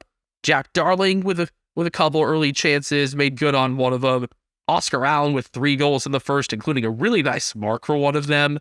I'm starting to see just how much he was missed last year. Thank you. I think I mentioned a little bit of that last week, but man, he's a top-tier forward. I hope that becomes a long-term reality. The Eagles led by 1 after the first quarter, and where Freo really excelled was Kayla Sarong being just dynamic in contests. Tight windows, he was accurate in handballs, and whenever there was someplace where it looked like they were bottled up, he tended to be the one to get them free. Also, good work for Jai Amos early, getting 2 goals. Did good work in general on Shannon Hearn this game, and you can see how much him bulking up, putting on some muscle has really helped with that, because I don't think he would have been able to box out Bunga if he were in the same shape that he was last year when he came back. But the Eagles, they had good structure around the ball. They were actually fucking handballing enough, which is totally not Adam Simpson. So maybe they were doing it on instinct, or maybe Simo realized what the fuck was going on. Or one of the assistants spoke up. Somebody figured it out. A few people figured it out, at least. Some great contests in both 50s, particularly in the Frio forward 50. This was just such a fun game to start watching. But the Eagles train derailed pretty quickly in the second quarter. So you know how the injury situation wasn't all that bad for them through the summer and into the first couple rounds? It was not ideal with a couple of pretty significant and most importantly entertaining pieces out, but yeah, nothing compared to last year. Well, it arrived. Actually, I would say you still can't compare this to last year because I don't know if I've ever seen a team take this many hits in one game. The Eagles ended up with no bench in this game. It started when Luke Shuey strained his hamstring. It kind of happened out of nowhere, and he had been among the best in the first quarter. You knew that he was out immediately when he punched one of the walls as he came off and put on his warm-up shirt. At least he didn't break his hand while punching a wall. Seen enough dumbass baseball players do that. And it was no surprise that once Shuey went out, Frio were getting more forward 50 time. They were getting more wins in the middle, and that allowed Sarong to really do more work in contests, and they were getting numbers their way. A little bit after that, Jeremy McGovern suffered a major left hamstring injury. Sounds like it might be 3 months on the sidelines for him. It was already a bit fragile to begin with. I hope this isn't career-ending, but I would understand if it is. He still has a good impact when he's healthy, but it's a matter of him staying on the oval at this point. Dockers stretched things out to a 4-goal lead at one point, but couldn't get it any further. It ended up being a 22-point margin at the half, so you already had 2 players down for the Eagles, and it just didn't get better from there. Alex Witherden got concussed in the third quarter, and later on, Jamie Cripps broke his ankle, or really had his ankle broken in a tackle. Wasn't anything intentional, obviously, but just got turned badly as Alex Pierce brought him down. Oh, and Liam Ryan appeared to have hurt his knee as well. He was off the oval for a bit, ended up coming back in a bit of the fourth quarter, but it wasn't himself. And despite all this, despite having pretty much nobody to change out, West Coast didn't just remain competitive, they remained in the fucking game. They started the third quarter with all sorts of forward time. That was before Witherden went down and still a little bit after. But they retained the ball in the forward 50 a decent amount. They were getting some good runs through the middle. Elijah Hewitt coming on helped energize them. Jack Darling still had a good impact a lot of the time. And somehow it was only an 8-point game into the fourth quarter. And at three-quarter time, I was thinking, I'm going to be disappointed by a loss because the Eagles haven't been accurate enough. It was 10-8-68 for Frio to West Coast 8-12-60 at three-quarter time. From there, though, it was a 6-goal-to-1 fourth quarter because the lack of interchanges ended up catching up with the Eagles. And after not really finding themselves in the third, Frio simplified their game in the fourth and took it to West Coast as they should have. Look, you can't be disappointed in the Eagles' performance. No, not at all. Be disappointed by the circumstances and the ramifications of the injuries, but it's like, what else could you do? that's as well as you could possibly play in a 41-point loss. This is not like Chris Paul hits a huge 3 to cut the lead down to 42, which I think I've referenced on here before because it's so fucking funny. How many views does that video have? Well, there are a bunch of them, but the top one, just a 12-second clip of it, has over 1.5 million views. But look at the first 3 quarters and maybe a little bit of the fourth. And the Eagles can take so much from that with how the younger pieces kept going about it. Noah Long has clearly moved past the first game jitters and has become a really functional part of kind of the midfield and half forward look. It's a shame that he's probably going to end up being a Cat at some point because he's a Geelong grammar kid. I gotta keep watching him and figure out just how good he could be. You ought to. Tim Kelly and Andrew Gaff were functional. The older pieces still did their job, but I just am excited about the younger part of the list for the Eagles between Long, Hewitt, Allen, Rising Star nominee Ruben Jinby. It has finally happened. Allen was the previous Rising Star nominee for the Eagles 4 years ago. I always think it should be pronounced Ginby, but I like how he plays. Does he need like some sort of nickname? Is he like Juice because of gin and juice? We came up with something, but that's a start. All right. Another active tackling game for him. He had 8. The team played this game the right way, and it's a shame that they got so banged up in the process. And Frio found themselves late. I'm far from convinced that they put up their best effort, but good for Luke Jackson to get involved a couple times. He needed a game like this, regardless of opponent. Got a couple goals and just looked like he was more into things. Look, the Eagles grew as champions from within. All right. Referring to this game in particular, it's more than winning. It's West Coast magic, and it's just beginning. Through all this, the top performer of the game was Caleb Sarog, who was a runaway Glendenning Allen medal winner. So, unlike the other big crosstown rivalry, they gave the award to the right person. Oh, fucking absolutely. I mean, I could pencil him in for the 3 votes in the medal in the second quarter. Yeah, he had 35 disposals, 9 score involvements, 8 clearances, 8 tackles, and gained 697 meters. So along with 16 contested possessions and was super clean through them, to have a disposal efficiency above 2/3 when you're getting into that many contests is really impressive. James Aish, 31 disposals, 584 meters gained. Andrew Brayshaw, one of his better games after a bit of a slow start to the year, a goal, 28 disposals, 11 clearances, and 486 meters gained. I'd say it was more one of his better halves. The second half he really got into it. Was slow early on. Could really notice because he was my fantasy captain, and I was like, man, these points are not adding up. I mean, I won the matchup handily, but I can notice like Brayshaw had dipped a bit, and he definitely wasn't as noticeable early on, and that's why Sarong's performance was even more magnified. I mean, you're going to win the matchup handily if your opponent's not keeping an updated lineup, which seemed to happen this week. At the same time, in our 12-member draft league, I had the highest score this round, over 1,700. Sam Schwitkowski, I don't have much of a transition back to this, but he needed to play better, and he did. 2 goals on 21 disposals, 10 score involvement. He's also on my fantasy team. Sean Darcy's not, is he? No, he is not, but I would have made him my captain for this game. A goal, 2 behinds, 20 disposals, 10 score involvements, and 52 hitouts. 128 AFL fantasy points. He was one of the highest scorers in the week because Bailey J. Williams is Bailey J. Williams. In hitouts were 69-16 in Prio's favor. Nice.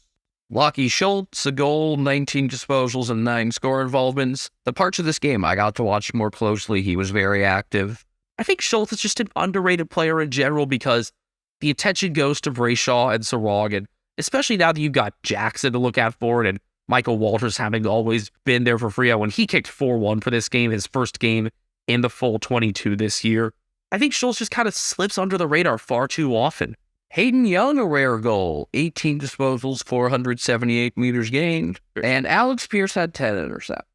That Hayden Young goal was the product of a really fucking stupid 50. Liam Ryan was basically on one knee at that point and was called for 50 for being too slow to get onto the mark.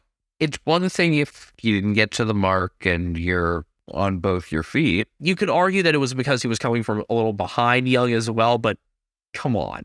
By the way, I just want to mention the Michael Frederick goal celebration. Oh, yeah, the backflip. The flip wasn't what impressed me.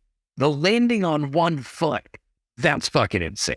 And the fact that he did that when the game had just been completely won already, just like, that is an asses in seats type of thing. Just like, hey, watch this young guy kick a goal and he might do a backflip. Sometimes you need a little showmanship, and he definitely had that. Eagles stat lines a note. Tim Kelly, 2 behinds, 33 disposals, and 9 score involvements. He's worked into things all right this year, thus far. Andrew Gaff with 28 disposals, 1 Eagle. Shannon Hearn with 27, 11 intercepts, and 548 meters gained. Please don't retire yet. Jaden Hunt looked really solid in his first 3 games as an Eagle. Another goal, 22 disposals, and 482 meters gained. Dom Sheed had kicked 1-1 from 22. Tom Barris, 21 and 10 intercepts. Ruben Jinby with 28 tackles, 6 clearances, and 1 Rising Star nomination. And Oscar Allen kicked 3-3 from 12 disposals. His 3 goals were all in the first quarter, just obviously didn't get more opportunities as the game went on. The Eagles only made 50 interchanges, which, I mean, makes sense because of how they were limited in the last quarter. They ended up with like 9 or something interchanges in the last quarter, if that, which are nine more than I thought they were going to have. It was before Ryan was ruled officially out. All right, those are the 9 games. Let's finish up with some nominees. Ethan, what do you think of the Mark of the Week? Well, first off, let's mention the round 2 winner. That was Tom Papley, who went over Chad Warner and also kind of Finn McGinnis. I mean, clear winner. For round 3, we've got Will Day from Hawthorne. He was able to push off Harry Sheasel's back. You had Ben King going over Asavo Radagalea, and John Segler was also in front to kind of try to block things out. And then you've got Joe Lamarty jumping over Errol Golden on the wing. I mean, that's the winner. He completely cleared him. He may have hit Golden's hair. I think that was it. I don't know how Oscar Allen didn't get the nomination over Will Day, though. I mean, Allen had a headlong dive from behind Brendan Cox. Cox kind of got out of the way of it. Pierce was in close quarters, too, and Allen still got it. And got the goal off it, too. The winner's Joe Lamarty, though. This is going to be the second straight week a Swan wins it, and there shouldn't be much debate. Once again, there shouldn't be. Round 2's Goal of the Week winner surprised both of us. The voters gave it to Jamie Cripps off of a set play from a Jack Darling tap. Cripps kicked a 70-degree angle goal in on the full from 20 meters out while running toward the corner. I mean, it's an impressive kick in itself. We just thought Bobby Hill's overall play with that give and go from Jamie Elliott did a lot more to impress us. The round 3 nominees is Shea Bolton. You knew he'd get in there pretty early this year. He crumbed a drop, Darcy Cameron marked, spun and kicked on the outside the boot from 33 meters. It's honestly getting to the point where that is nothing special for him. I mean, the spin was pretty early on the play. I guess if the spin had come a little later, closer to the kick, it would have been cooler, but yeah, it was a nice goal. It wasn't like a show this to someone who's never watched footy to get them interested type play, but it was cool. You had Jai Caldwell off of a 450 stoppage. It was just a good kick to, at that point, level the scores. It was a 54-degree angle shot from 15 meters out. And oddly, I think the winner, this last nominee chronologically, is going to be a set shot. I don't like giving the nod to set shots, but when it's Jack Lukosius with a straight-up torque from 62 meters, I think he deserves it. That was the I'm not even mad, that's amazing moment for me. And I mean, this thing made it through with ease. It was like, you go from, oh, okay, thank you for taking this, and oh, okay, I see why you took it. And that's one where it's like, got nothing negative to say, you earned that goal. I mean, Lukosius earned a whole lot of praise from his forward performance this round. All right, now we end this with your thing, Ethan, with the main character of the round, and I think we actually have a few nominees for this one. Yeah, you've got Jamarra Ugle-Hagan for less for the 5-goal performance to me and more for just the Nicky Winmar celebration. I mean, I think responding the way he did on and off the oval are both super valid reasons to make him a main character. And that he did it with like the first goal of the round. That was pretty sick. St. Kilda Football Club as a whole is also nominated because they won their 150th anniversary game and put on a show. And then my nominee, the umpires, for being trigger happy with 50s, particularly for dissent. I highlighted the 3 worst ones with Stephen Canelio, that led the 50 there that led to the Jesse Motlop, to the Jesse Motlop goal that ended up giving Carlton the lead for good. The quick one to Will Hayward wasn't as bad, but the Liam Ryan one just still gets me because it was that Hayden Young goal that was really the Sharpie. I mean, the game was pretty much over, but still, it was just, that's a terrible call. But I'm going with Jamarra because the implications there were so much more than just football, and the photo of him pointing at his skin has gone all over, and I just thought it was really cool. And the way he spoke and the way he represented himself, he did an awesome job. And, he's in a position right now where he gets to speak for a lot of people and speak to a lot of people, and just phenomenal work there. Even if it had just been the one goal, I would have picked him as the main character for all the right reasons. Yes, this is a time where the main characters absolutely awarded for a good reason. And I love that Nicky Winmar was really appreciative of everything and brought up some good points from it. He was involved in a really good conversation at the halftime of the St. Kilda game on 7, where they talked about a whole lot of things with Indigenous relations and really highlighting Ugle-Hagan's past couple weeks as just really, really being a great stand and him being such a good representation of the Indigenous community. I hope Jamarra keeps being as confident as he was then, because I just want him to succeed. That's going to do it for this round 3 recap. Hopefully this does end up being a little bit shorter than the first couple. I think it will by a bit. We'll see by the time it's through the editing process. Don't forget, you can find us on Twitter and YouTube at Americans Footy, me at BenjaminHK01 on Twitter, We at Castle Media, and Brian at CatNameGrian on Instagram. He is also sleeping right next to me, and I'm about to sleep too. I'm going to as well. We'll hit you with our round 4 preview sometime, hopefully early Thursday, all things considered. And it's going to be a more spread out round this week because we've got Easter Monday. So I think we're going to be recording that round 4 recap right after that one. So you could be in a really fun mood for that. I want to be able to capture the raw emotion.